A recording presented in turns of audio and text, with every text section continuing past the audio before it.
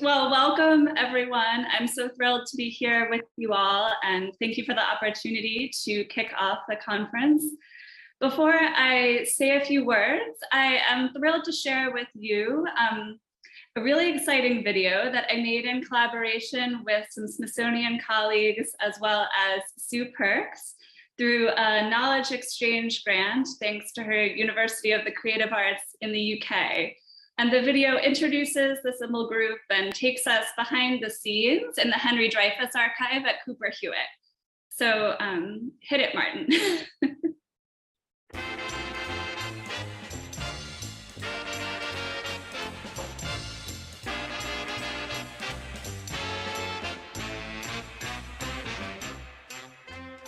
Hi, I'm Sue Perks, and I'm one of the founding members behind the Symbol Group and Symbol 22 Symbol Sourcebook at 50 Symposium, which we are launching on the 7th and 8th of October this year. The Symbol Group is a new international discussion group for symbol-related matters, co-founded by Vibo Bakker, Jason Forrest and myself. This year is the 50th anniversary of industrial designer Henry Dreyfuss' discipline-defining Symbol Sourcebook. The Symbol Sourcebook was very influential in its time, and Symbol 22 Symbol Sourcebook at 50 will explore its legacy and stimulate more interest in how symbols can be used to make the world a better place and break the language barrier that Dreyfuss hoped for in 1972. So how can symbols break the language barrier? A symbol is an immediately recognised expression which is not dependent upon a written language. It's dependent upon shapes and visual representation. The Symbol Sourcebook was published when the growth in internationalism fueled an increasing need for symbols to facilitate worldwide communication. Dreyfuss worked with symbols for all of his life. He'd been an industrial designer for many decades and designed symbols for his clients, companies such as John Deere and Polaroid. So he was engaged with the usability of symbols and how people needed them. The Symbol Sourcebook was Dreyfuss' retirement project, and it was ultimately an 18-month print and book design project based on symbols, many from his database that he'd collected and used during his working life. The Henry Dreyfuss Archive at Cooper Hewitt Smithsonian Design Museum holds the design story of the Symbol Sourcebook. The collection was donated by Dreyfuss in 1972. It contains correspondence, symbol submissions, and all of the working material for the publication. The book forms just the tip of the iceberg. It's a day-to-day history of graphic design and industrial design for a period from the mid-1960s to early 1972. The Symbol Sourcebook was a crowdsourced project that enlisted the help of people across many disciplines to create a compilation of universally used graphic symbols. The team were meticulous in their research about each symbol discipline. So through the archive, you can see the way that the research process was networking around the world. Thousands of copies of the questionnaire solicited symbol designs, and the form was accompanied by, quite often, a personal letter which described the project and said, "Have you got any symbols in your organisation?" Dreyfuss wrote to a colleague, "Symbols are all over the walls, all over our floors and literally coming out of my ears. And by mid-1972, I hope we will see a book on the market." The Symbol Sourcebook allows us to understand how different disciplines use symbols and how they fit into our lives. The Symbol Group and its upcoming symposium will examine the 50th anniversary of the Symbol Sourcebook to reveal its legacy, underpinning our current fascination with emojis, icons and symbols, and explore new symbol applications. So, How are symbols breaking the language barrier?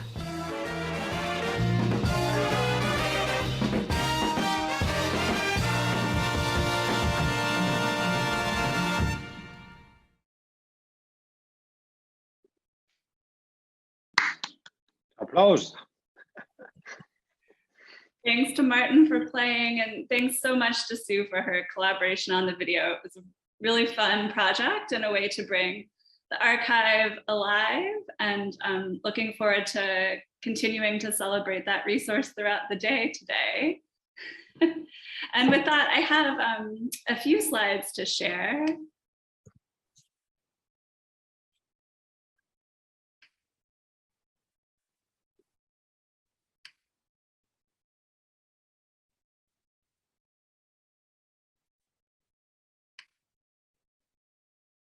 So is that coming up for you all okay?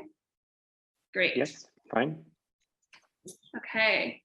So I've had the great pleasure of corresponding with the members of the Symbol group in recent years and helping to facilitate interest and research in the Dreyfuss archive for them and other scholars. Thank you to the Symbol group for their encouragement to keep digging in the archive to tell new stories. Cooper Hewitt is the only museum in the United States devoted to historic and contemporary design.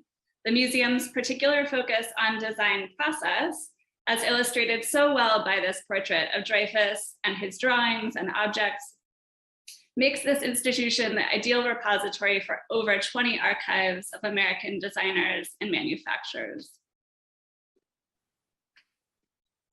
Other collections that we hold include the papers of metalsmith Tommy Partzinger, weaver Trudy Germonprez, and architect and interior designer Ward Bennett, among many other of Dreyfuss's contemporaries.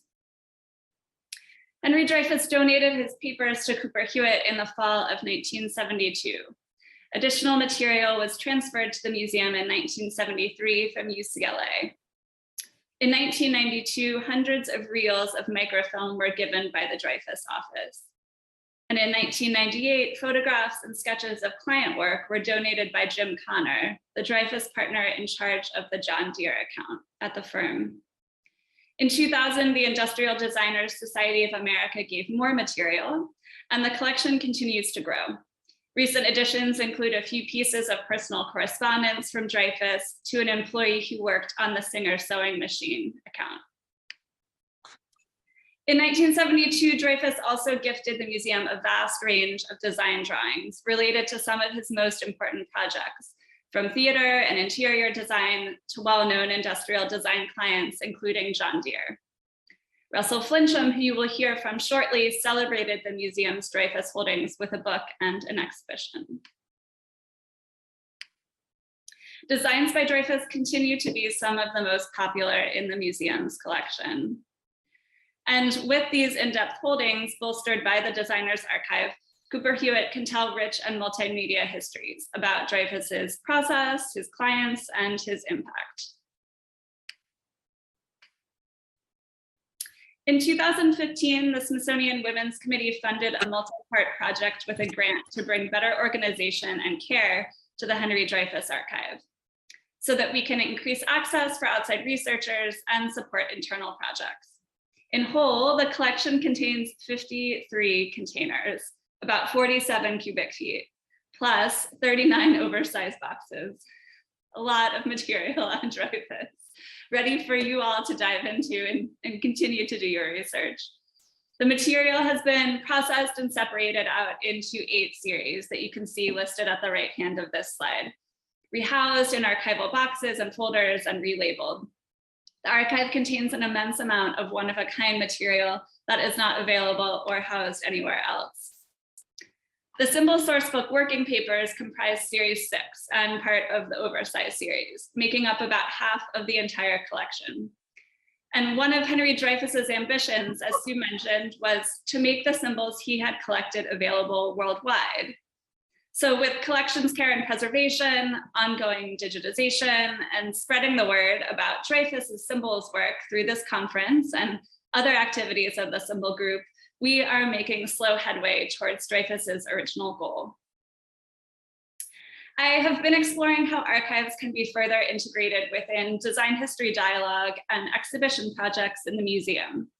Alongside colleagues Adriana Birkins and an invaluable fellow on the project, Arpi, who you will hear from shortly, we've been working on an exhibition that will open at Cooper Hewitt in May 2023, provisionally titled This Side Up, How Symbols Work.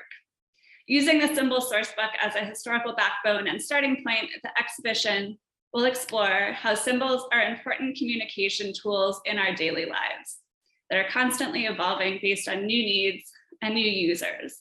And Arpi will be giving you a deep dive into the exhibition later this morning.